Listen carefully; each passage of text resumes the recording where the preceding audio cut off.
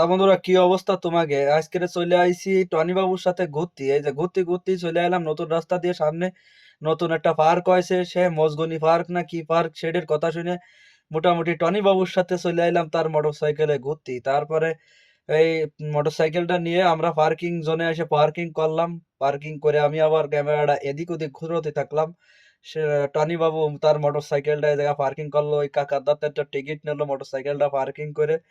Ticket নেওয়ার সময় আমি আবার ক্যামেরাটা ধরে এদিক ওদিক ঘুরে মুড়ে আমার ছবিটা দেখাতে থাকলাম।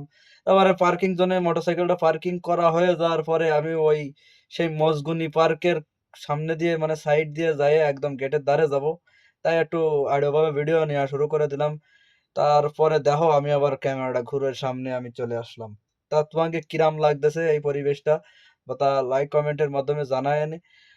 এই জায়গায় আগে মজগুনি পার্ক নামে একটা পার্ক ছিল, সেই পার্কটা আর কি নতুন করে আপডেট হয়ে এখন উল্লাস পার্ক নামে পরিচিত হয়েছে। মোটামুটি সুন্দর একটা পরিবেশ। তোমরা কারা কারা এই জায়গায় আইছো খুলনার মধ্যে? এটা হলো খুলনার অন্যতম একটা পার্ক। মোটামুটি এই জায়গায় ঢুকতে গেলে টিকিট কাটিয়ে ঢুকতে হবে। আমরা দুইজনে দুটো টিকিট কাটলাম। এই যে টনি বাবু দেখতেছো আমার পিছন দিয়ে দেয় টিকিট কাটা শুরু করে দিল। এই জায়গায় ঢোকার প্রবেশ মূল্য জন প্রতি 100 টাকা করে। তাই টনি বাবু টিকিট কাটে নিয়ে চলে আসলো। তারপর আমি এই ক্যামেরা নিয়ে শুরু করে দিলাম ভিডিও করা। এটা ঠিক তোমার নতুন রাস্তা দিয়ে ঢুকতে হয়, আর এদিক সোনাডাঙ্গার এদিক থেকেও আসা যায়। তা পার্কটার সামনের লুকটা কিন্তু এই যা দেখতে পাচ্ছিস আমার সামনে দিয়ে সেরকমই। তারপর আমরা টিকিটটা নিয়ে এ জায়গায় জমা দিয়ে, ওরা আবার টিকিট দেয় ছাড়া ঢুকতে দেয় না।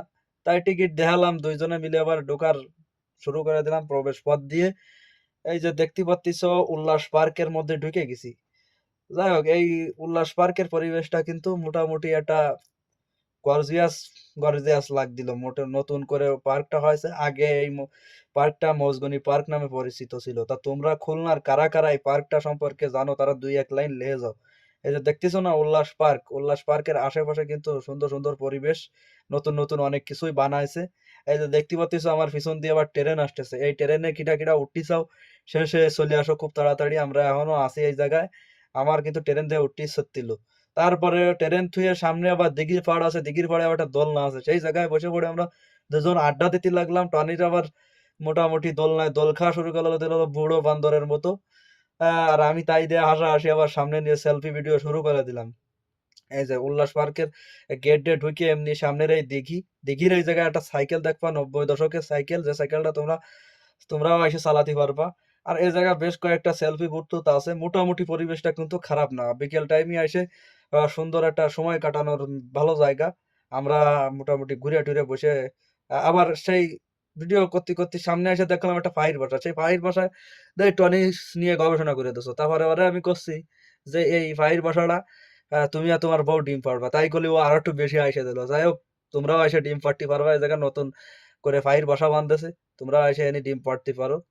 যাই হোক, মজগুনি পার্ক এখন আপডেট হয়ে উল্লাস পার্ক হয়েছে। তা খুলনার এই পার্কটা তোমাকে যদি ভালো লাগে থাকে তাহলে লাইক কমেন্ট করে নে। ধন্যবাদ তোমাকে, দেওয়া হবে পরবর্তী কোনো ভিডিওতে। Tata, bye bye.